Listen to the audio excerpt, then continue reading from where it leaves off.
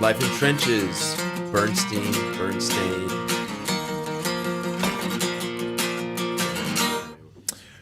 All right. Well, welcome to another episode of Life in Trenches. I had my mind blown a little bit this last couple weeks, and I think maybe it was somewhat in response to finishing Stranger Things on Netflix and the idea of alternate universes being something that was kind of in my stream of conscious.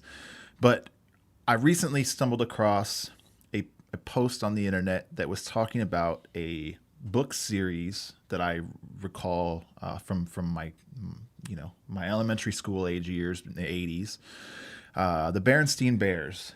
And I read a lot of the books. If you want to know any background on me, you'll know that there's one thing that I'm really particular about, and that is spelling. And I assume that I got that way because of having read a lot of books when I was a kid.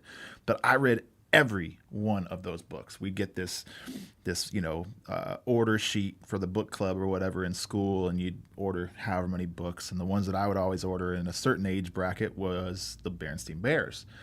So I stumbled across a theory, a posting that caught my eye that said something about the BerenStain Bears problem, and the spelling of the BerenStain Bears. It was BerenSt, and then there was a hash mark in place of that next letter, and then it finished with IN Bears. So obviously there was some kind of an issue with the spelling of it, which made me think I probably should check this out.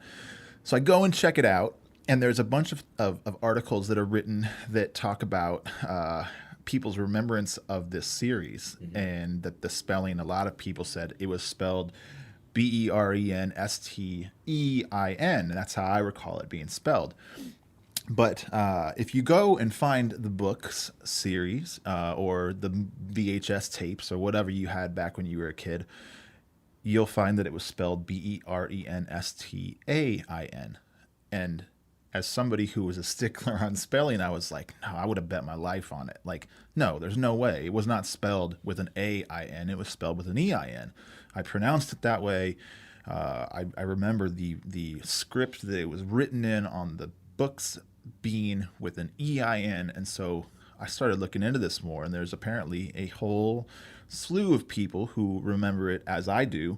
And of course, then, with this either false remembrance or I don't know what else it would be, but people have said that there's this theory that we're now living in that we're in an alternate universe, that this is the clue, the major key. The major key. All right. Let me get this straight.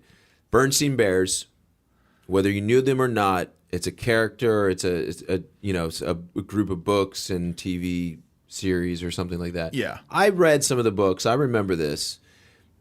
And they're saying that it used to be BerenStain and now it's BerenStain. Yes. So we've somehow jumped tracks from this reality or a past reality to now the BerenStain reality. Right.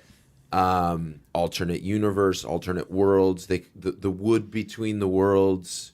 So there's like there's all these different theories. Like we could have like part of our world is different worlds. Not all of our world has changed. Maybe. Yeah. Is that maybe a whole different theory? I mean, maybe I just made up. But here's another thing though. BerenStain or BerenStein. I actually always remembered it as Bern, just BERN, which is not correct. It's BERERN. And then Stain or Steen. Yes. So Stein. What about Stein? Maybe it was one of those things that as a kid, no one really knew as a kid how to pronounce that, so you came up with your own way of pronouncing it. I don't know. I think it's honestly probably just the fact that we don't remember things very good. Yeah. We think we know, like, 6 of one, half dozen of the other.